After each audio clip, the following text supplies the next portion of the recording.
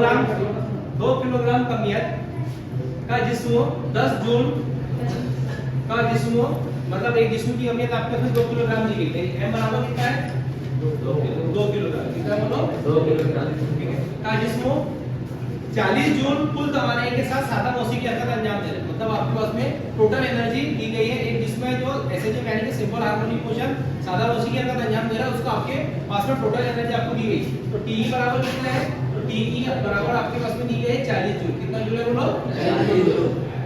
ठीक है। और क्या बोला आगे? अगर ये तब इसकी 4 मालूम कीजिए, मतलब आपको स्पीड मालूम है। क्या मालूम करना है? स्पीड। यानी हमको v max मालूम करना है इसका v। ठीक है, इसकी 4 मालूम करनी है। और आगे क्या लिखा है? अगर ये राशि के दरमियान से गुजर, तो अगर मतलब ये आपके जो पाथ का है अगर सेंटर को अगर क्रॉस करता है तो आपको कैलकुलेट करना है। ठीक है। तो हमारे पास में इसका सॉल्यूशन है, तो हम कौन से फार्मूले का इस्तेमाल करेंगे? अब हम लोगों ने क्वेश्चन सॉल्व किया था, उसके अंदर टोटल एनर्जी निकाला था, काइनेटिक एनर्जी निकाला था, पोटेंशियल एनर्जी निकाला था। टोटल एनर्जी का फार्मूला E बराबर क्या था? E बराबर था आपके पास में हाफ mv का स्क्वायर, और यहाँ पर क्या मैक्स क्या लगा था बोलो? मैक्स। तो चलो अब वैल्यूज को पुट अप कर लेते हैं। इनटू डिवाइडेशन में इधर जाएगा तो मल्टीप्लाई में आ जाएगा।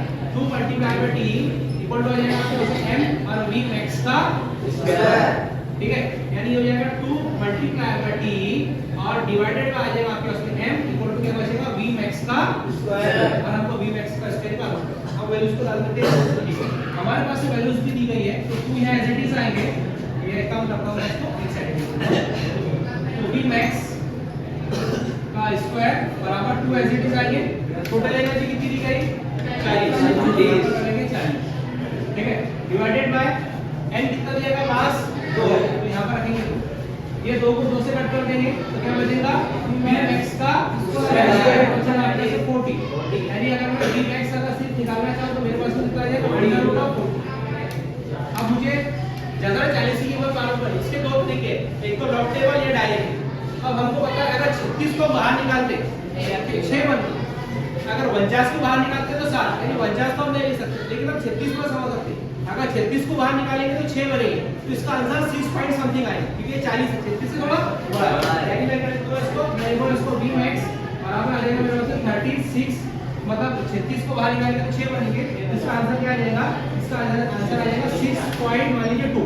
इसका थोड़ा सा बढ़ा दो 6.2, और ये वेलोसिटी है इसका यूज आएगा मीटर पर सेकंड। तो ये आएगा आपके पास वेलोसिटी।